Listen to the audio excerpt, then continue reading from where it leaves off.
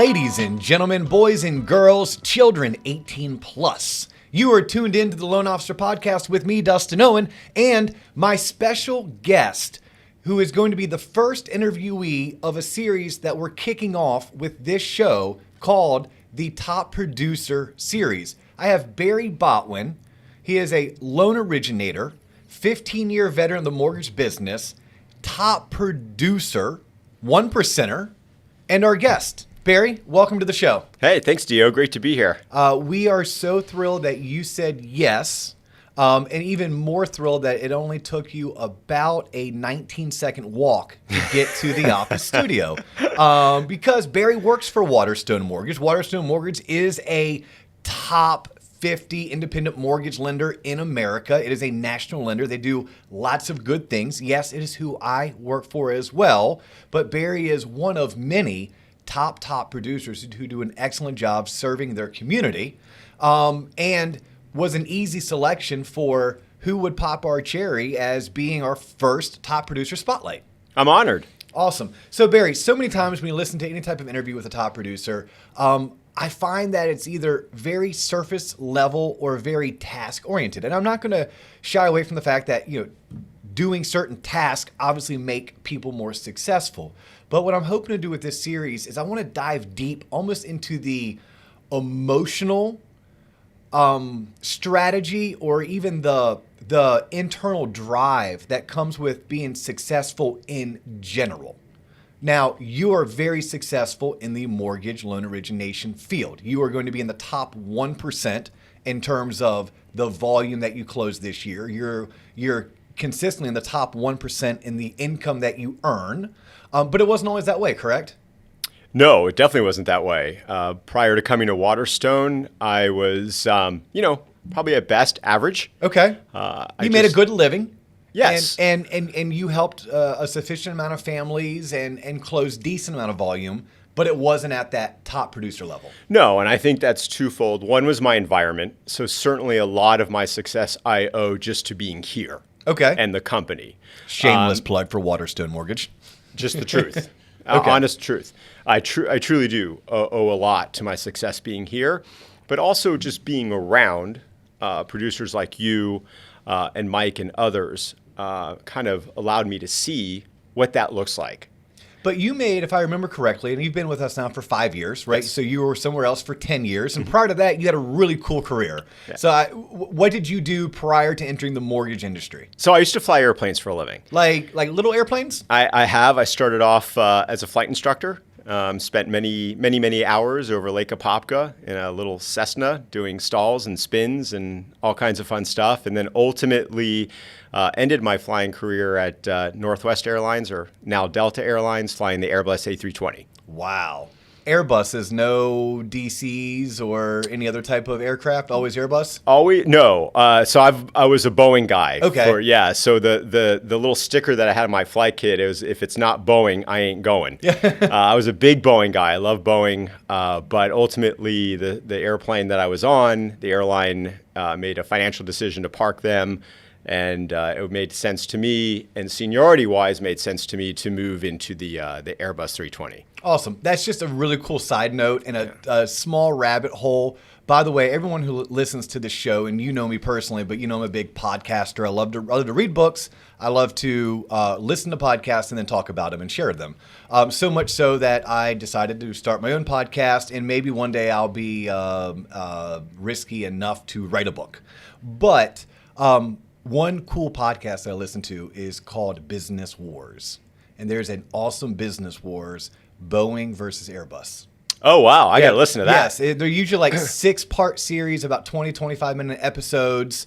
So Business Wars, the podcast, but you talking about flying both Boeing airplanes as well as flying Airbus airplanes, you would really enjoy that podcast. And there's always a business lesson to be learned through so it's both entertainment, it's education, and it's a lesson, right? Kind of like what we try to do on this show. Right. No, that's awesome. I will definitely check that out. But no, so you flew airplanes, you got in the mortgage business. For 10 years, you were what many would call a great technician. Yes. Right? Then you made a conscious decision, like your decision to come to Waterstone wasn't because you needed help being a better technician. Will you describe to me kind of your thought process? And look, it doesn't have to be that you came to Waterstone, but you made a change. We'll just say that you made a change. What was your thought process? What was your mental state or your mentality? And then where is it today? Because today, to give the audience some perspective, when Barry came over, he was about a $10 million producer. Is kind of what you're getting at. By your second year of making a change, you produced 24 million, then 26 million. I think this year you're on pace to do well over $40 million in volume. Knock wood. What's that? Knock on wood. Knock on wood, which is huge. Yeah. But that didn't come because you joined a new mortgage company. That changed. Maybe you'll tell me differently, but that had maybe something to do with it. Sure. But something happened from your mental state. Can you walk me through what changed, and then even walk us through the mental progression from year one of when you made the change to today? Sure. So, I mean, not to get in the weeds too much on that, but I almost have to go back to Dodd-Frank. Okay. Because with Dodd-Frank, I've always brokered. I always worked for a broker. Okay. Waterstone's the first lender that I've ever worked for. So brokering after Dodd-Frank became a nightmare. Very paperwork intensive. Overlay intensive. Okay. Having no control over your file, nationwide appraisal management companies, so on and so forth. It just became very, very difficult and very restrictive on how much business you could do. In leaving the airlines and originating mortgages, I think that I probably didn't I wish I had made this change sooner, but I believe I didn't, only because I was very fortunate to quickly replace my airline income, which is a very comfortable living, originating mortgages. So once I did that, I think I kind of was like, okay. You made it. I've arrived. Yes. And I will tell you, sitting here today, I appreciate, the 1% and all that. And maybe part of it, we'll get to that, is I don't feel that way. Okay. Right? Like for me, average as far as in the big picture of things. And Still today. Absolutely. Like coming off of back-to-back years where you've been on award stages, receiving rewards and accolades, and the paychecks that come with the high volume and production, still feel average. 100%. Okay. Like I feel every morning it is like 0-0 on the scoreboard. Wow. Or I haven't produced a penny. Has it always been that way, or No. was that a mental switch that flipped for you? I think it was a mental shift or switch, if you will. And again, I think part of it is coming here was that mental shift. And then a large part of it as well was to get into coaching or being coached in my business. But I think that, I don't know if you ever read Tim Grover's book, Relentless. I have not read it, but it's been recommended to me like 2 or 3 different times. I'll probably hop on Amazon as soon as you leave and buy it. It'll be added to the list. So you've seen the Jordan series? Yes. Okay, so Tim actually is in that, is interviewed. And he talks about the difference kind of between a cleaner and a closer, right? Both in the NBA, both high level. But when the champagne's being popped in the championship in Chicago and everyone's partying, having fun, Jordan's in the corner getting his bag together. It's Saturday night, 10, 11 o'clock at night. And on the way out, he mentions to Grover, I'll talk to you Monday morning at 8 a.m. That's how we figure out how we do this again. Like he's already thinking about next year. And I just, to me, that resonates with me. That's why I think that series was amazing, because I think from a business standpoint, the book as well, it's really, really helpful. But yeah, I think coming here, I've always, have felt that way, especially when you're surrounded by the people that you want to emulate. Yeah, you and I were talking off camera about James Clear's book, Atomic Habits, and it's the book I'm finishing right now. It's going to be on my top 5 list. You haven't read it yet, but something I think is, because it correlates to what you've said a couple times about coming here being Waterstone. Right. It could have been several other mortgage companies, but what you're saying is you changed your environment to surround yourself with people that did 20, 30, 40, 50 million when you were doing 10 million in volume, and all of a sudden you were no longer content with what you were doing because you saw that there was so much more potential you could be tapping into. Maybe you didn't see that at your prior firm because maybe you weren't surrounding yourself with people that were doing that type of business or a business at that level? Spot on. Okay. I think that coming to Waterstone and changing my environment and surrounding myself with top loan originators like yourself and others, I think sparks something. So that's probably a good takeaway for anyone, regardless of industry. I mean, you and I are in the mortgage industry and we're loan officers, but this can correlate to PI attorneys and CPAs who own their own firm and financial advisors and so many other small businesses to large businesses where it's about who you surround yourself with. 100%. And I also think that translates to your personal life. Like I'm always talking about, surround yourself, whether it be family or friends, surround yourself with people that better your life, that you look up to, that you enjoy being around, that support you and you support them. So I think whether it's in business or in your personal life, I think you kind of ultimately are who you surround yourself with. So lessons of a top producer, lesson number 1, surround yourself with people you want to be like, or people that they have achieved a certain level of success that you aspire to achieve yourself. 100%. Okay. Again, thinking more from the mental aspect, right? You mentioned relentless, and that is, Michael Jordan's mentality and his approach. Yes, he was 6'5". Yes, he could fly through the air. Yes, he had a sweet fadeaway jump shot. But at that level in the NBA, almost everyone can say that about their talent, but not everyone had Michael Jordan's mental approach. His mindset. Yep. So Barry Botwin's mindset, what was your mindset when you were making the switch? Obviously, one was I need to surround myself with more people that are at levels that I want to achieve, but what else was going through your mind during that time? And again, this could be going just from 10 million to 40 million in a matter of 5 years. Think about that. You've gone from a $10 million producer to a $40 million producer in 5 years. What flipped from your approach that someone listening could take that to their daily life and implement, emulate, and start to see changes for the positive?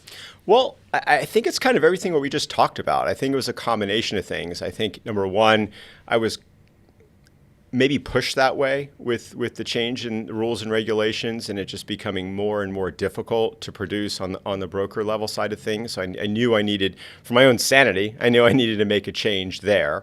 I think that, I've always surrounded myself with, people, friends that are very successful and have great advice, my own kind of board, if you will, that I can bounce things off of, get ideas. Coming to a great company and having amazing support and systems and processes, along with being coached. So you mentioned coaching a couple of times, so I want to jump on this. Sure. Scale of 1 to 10. Mm-hmm. 10's like phenomenal. It is why I am where I am today in my career. Mm-hmm. Where do you put coaching? Well, with no disrespect to Waterstone, you and others that have helped me so much over the last 5 years, it's a 20. Yeah, coaching. Yes. Coaching, not even a 10. It's double the best you can be.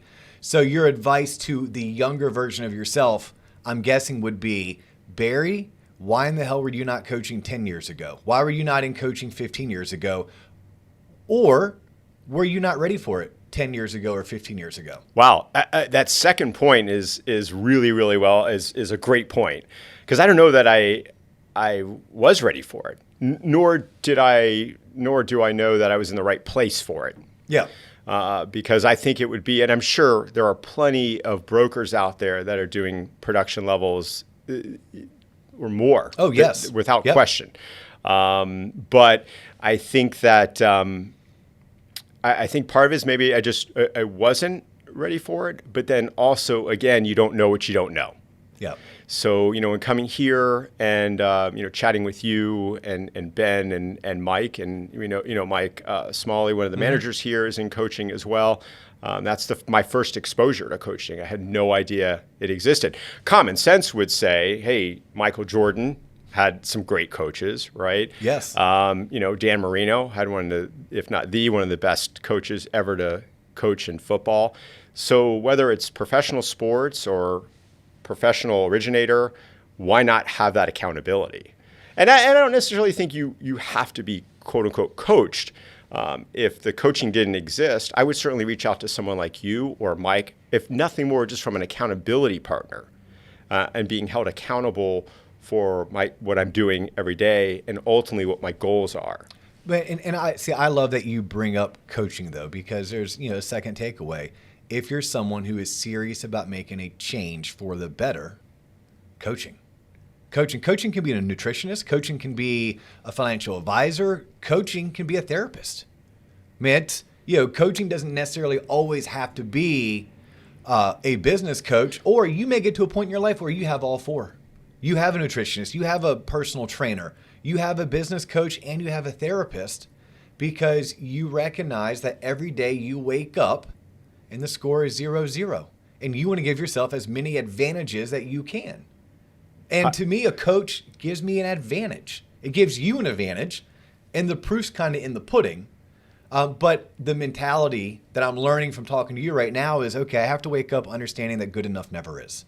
Whatever I did yesterday, that was good for yesterday. But today the score is 0-0.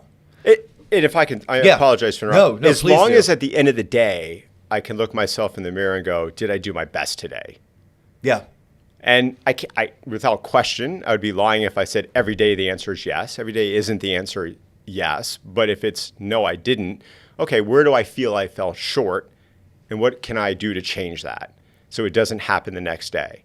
But actually, you said something else too. I just realized now, thanks to you, I actually do have coaches in all those areas. Thanks to you, I completed 75 hard. Nice. I've lost a ton of weight. I've really kind of transformed my body. And now I have both a fitness coach, wellness coach, business coach. I have some pretty impressive people that I know personally that help me with life events, business events, tough decisions. I actually, looking at my life, this is the first time in my life anybody's ever pointed out, I've actually just taken a look at, I actually do rely on a lot of people and respect a lot of people to help me get me where I need to be. Let me ask you this personal question. Please. And if you don't want to answer it, just say pass. On the happiness scale, where would you rate yourself today? Right now, sitting here, right now, today? Yes. I'm pretty freaking happy right now. Pretty dialed in, right? I am. I really feel like life is really good. And especially, with the COVID thing, you and I talk to clients all the time whose income and lives have been affected by this pandemic. And, knock on wood, God bless, that, life is really, really good. And I'm grateful for that. So every morning when I get up, again, part of coaching is I have a greatness journal, and I have to write down 3 things I'm grateful for every morning. Oh, that's fantastic. I love it. I'm actually going to take that with me. Yeah. Because the book I'm reading, sound like a freaking broken record. The book I'm reading, but in Atomic Habits, they talk about journaling. And there's so many things that I feel like I can do habitually. Journaling isn't one of them, but the book also teaches you just do it. Even if it's only 1 minute or 2 minutes of journaling, if you start with 1 to 2 minutes of anything and you do it consistently, you'll probably get better at it and start to do it longer. That's a great idea. When I wake up, maybe I have it sitting next to the sink, because the first thing I do when I wake up is I brush my teeth. Yep. I could right then journal before I go grab my cell phone, because the second thing I do is grab my cell phone. Third thing I do is go to the bathroom, in that order, every single morning. If I just put journaling in between brushing my teeth and grabbing my cell phone, and I can hold my bladder for another 2 minutes, then I could write down 3 things I'm grateful for. Yeah, I find that that was a coaching assignment. I had some, little, as kind of a personal rough patch. Yeah, last year sucked for you. Last year was a pretty shitty year. Last year, but besides your mortgage business, 'cause that was great. Yeah, right. Everything else, Yeah, I definitely had a couple bumps in the road, and that was an assignment my coach gave me, was to keep a gratitude journal. And the first couple weeks is really easy. It's really easy. Family, friends, and so all of a sudden I'm kind of standing there in the morning, right? And I'm like, running out of ideas. So I had a conversation with them, and I said, this is getting difficult. Like, I'm really having a hard time. It used to be, it would take me 3 seconds, and it's taking me 2 minutes. Now I'm 5 minutes. And his response was, exactly. That's awesome. Well, when he said that, I didn't say that's awesome. I said, what? hang on. He said, that's the point, is for you get the easy stuff off the table, but for every morning for you to really take a few minutes and dive in, there's so much to be grateful for. And I know it sounds so cliche, and I used to hear that and be like, I've heard about gratitude journals forever. Not for me, is what I basically said. Did you ever go to do your gratitude journal and you're like, oh God, what am I going to say? What am I going to say? I'm so grateful I slept through the night. I didn't have to wake up to pee. Half the time. Not the pee part. Half the time I'm like, what am I going to say? Yeah. And my coach was like, hey, Barry, if you're out and you take the dog for a walk and you just look at, the beautiful green grass, you can be appreciative and grateful that your lawn is beautiful and there's green, nice grass for the dog to pee. Yeah. Little things. So we glossed over this and I won't dive deeper into it, but I want to thank you for sharing and being open and honest and vulnerable that 2019, you dealt with some stuff, because I think that's important for anyone listening to take away, is that even people at the top, it's not always great, right? At the top, what are they on the top of? Well, they're the top of their business. Their restaurants, Michelin rated, or their bar is opening up its third franchise. That's great, but those people still have life happening. The difference between someone who's at the top and those that maybe are still trying to achieve the top is they don't let life stop them, right? That's just another obstacle to overcome, but ultimately they trust that if they do enough of the right things and they do them consistently enough, that they're ultimately going to achieve their goals, which is what you have exhibited so well in your career. That's also now spilled over into your personal life. Something that we didn't dive into, but I would like to get your take on this. So you were talking earlier about things that motivate you, and I can't remember exactly what you said, but it was something along the lines of what you use to motivate yourself. And I was just thinking, well, for me, it's something that someone said to me regarding my children. And it's someone that you and I both know. You know him way better than I do. Josh Sigmund, he's in our industry in Texas. Yeah. Met him once, and we were having a chat at a bar waiting for a drink. And whatever was said, he said this to me, and it stuck with me forever. And he said, when you go to sleep, that's what you're saying. You want to be look at yourself in the mirror and be proud of the work that you did and what you accomplished. Right. He said, as a parent, would you be proud of yourself if you were your son or daughter? I was like, I wasn't quite following it. He goes, well, you hold your children to a certain standard. If your children held you to that same standard, would you make them proud? Basically, do you practice what you preach? Or do you hold your children to a higher standard than you hold yourself? Right. So for me, my takeaway was every day when I go home, I need to be looking in the mirror and say, would Jackson and Kendall be proud of their father? Or would they think their father's a hypocrite because I didn't practice everything that I preached to them and that I hold them accountable for? I didn't practice that day. No, that's awesome. And I know Josh, and that sounds very Josh-ish, very Sigmund without question. Josh Sigmund Freud. I think it obviously goes back ultimately when you boil it down, the golden rule. Yeah. Right? Walk the walk, talk the talk, practice what you preach, do unto others, so on and so forth. I think those things are always tried and true. So as a father, one of the themes on this show is everything you should have learned in high school but didn't, usually because it wasn't taught.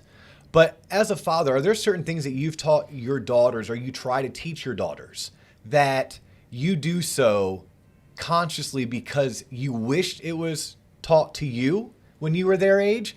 Or even you do it because it was something you learned at a young age and it was extremely valuable, something you've taken with you in life to get you to where you are? And if so, there has to be something in there. What could you share with the audience of a topic that you make sure you teach to anyone who is maybe younger in their life? Yeah, that's a great question. And the first thing that comes to mind was being raised. I grew up in South Florida, upper middle class family. But my parents always told me, we'll always love you. We may not support you in some of the decisions and things that you do, right? Go rob a bank. Hey, buddy. Yeah. Still love you, but that was wrong. You robbed a bank. Yeah. Right? But don't ever lie to us. Okay, so that was something as a father you have instilled in your daughters, like.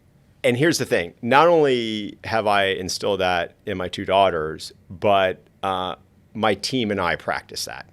So we come to work every day, that we treat everybody equally, open, transparent, and honest. And as you know, in this business, that's not always easy to do. Not so much the honest part is you either are or you're not, but we deal with issues and problems all the time that come up. In fact, a large part, I believe, in what we get paid for is resolving issues and problems.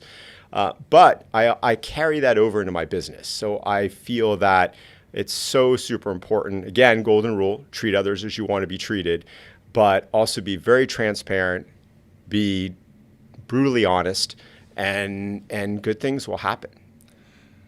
Fantastic advice, by the way. And I love how you took it away from, yes, I learned this as a child. Yes, I taught this to my children. But more importantly, because I'm on the Loan Officer podcast, this is what I've taken into my business. This is something that I've incorporated, not just you to your clients, but you to your loan partners and your processor and what you expect out of them.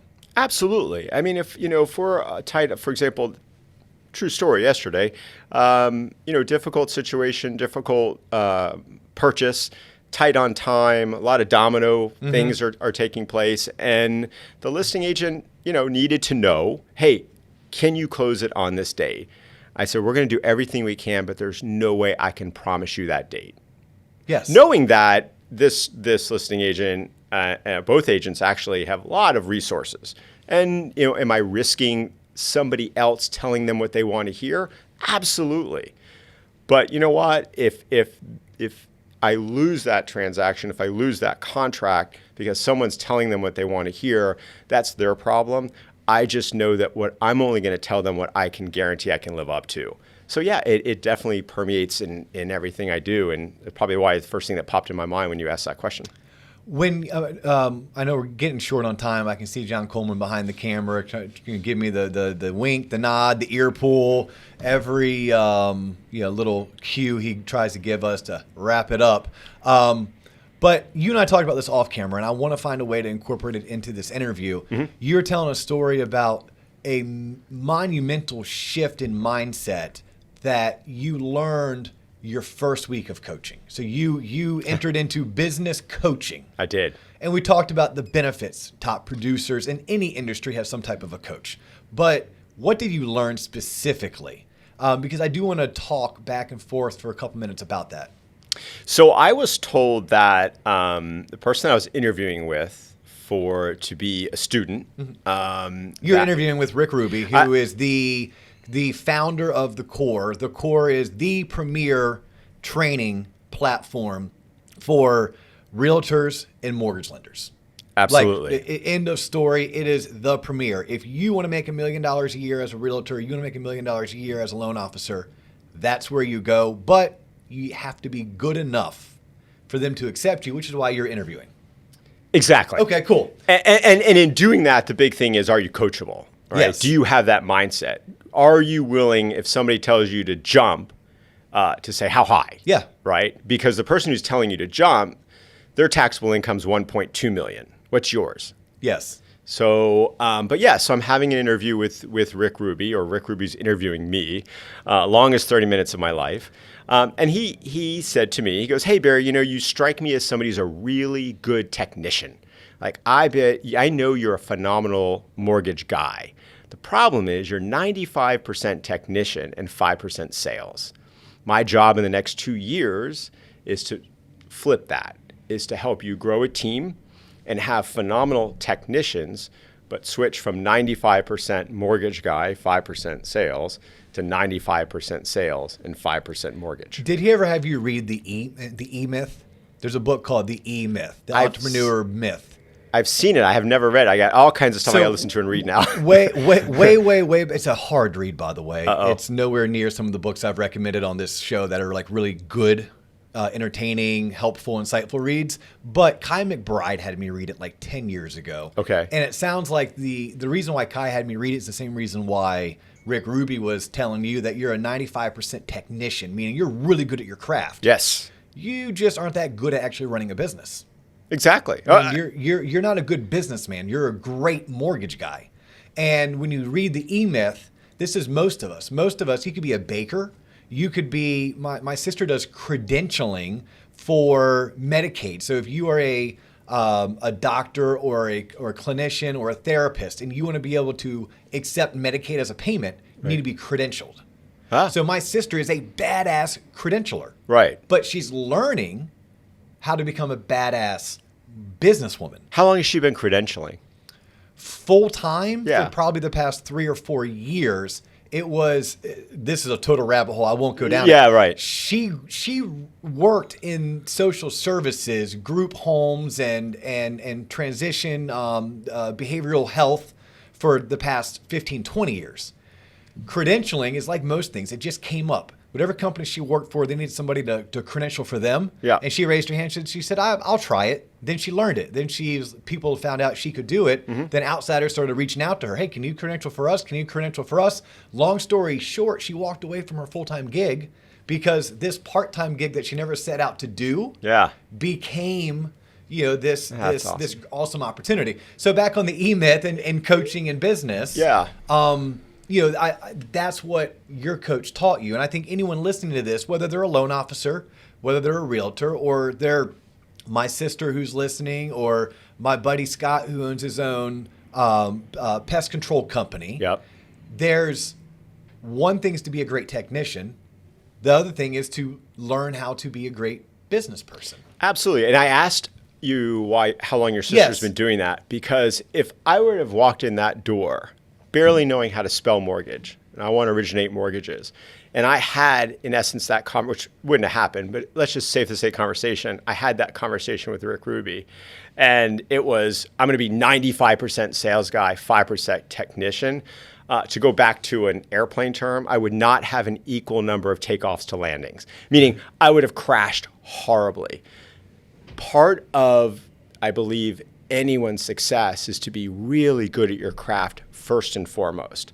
So I spent however many years becoming 95% technician, excuse me, and 5% sales.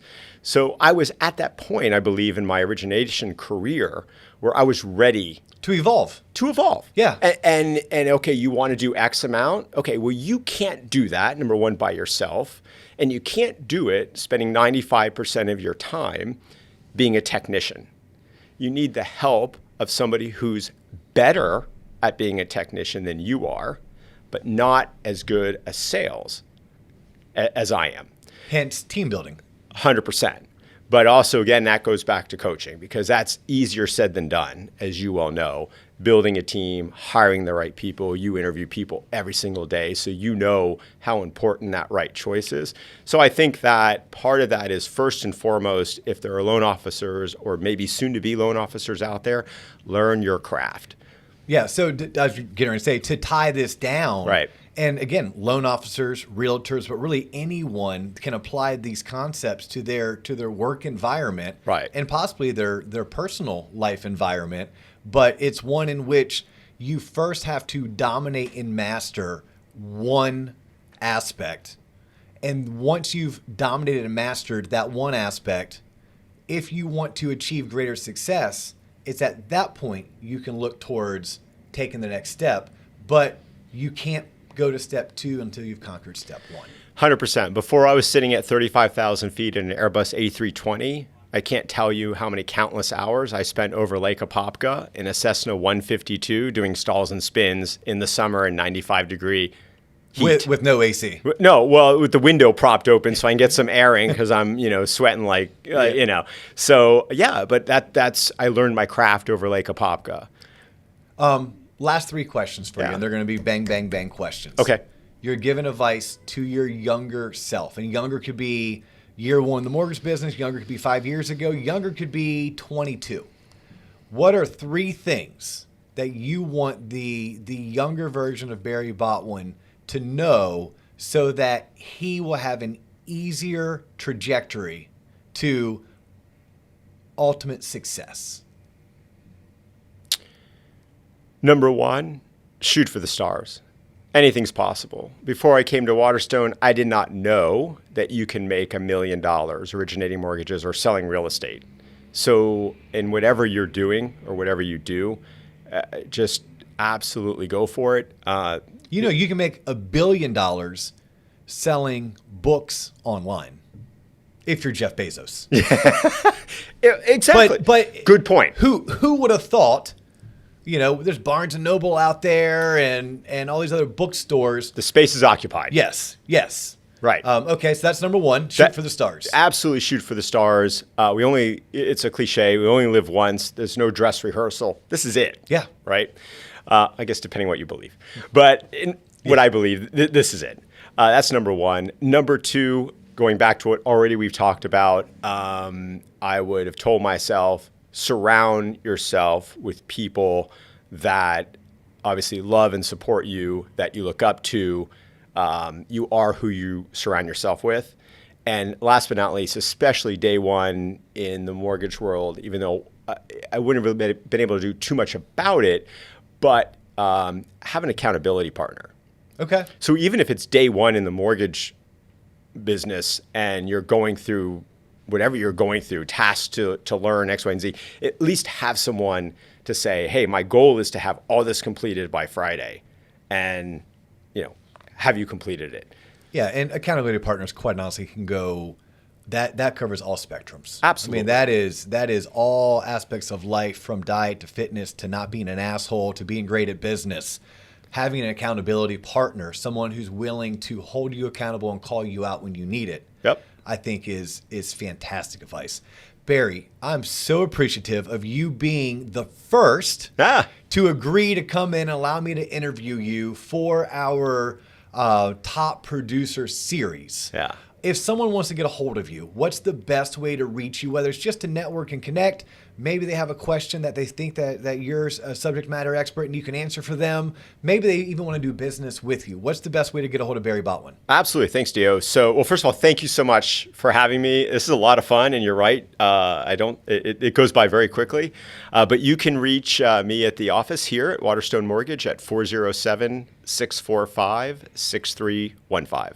And that is 407-645-6315. And it's Botwin, Botwin, at waterstonemortgage.com. Correct. Did you say 407-645-6315? I did. That's what I thought. Beautiful. He's Barry Botwin. I'm Dio. We are out of time.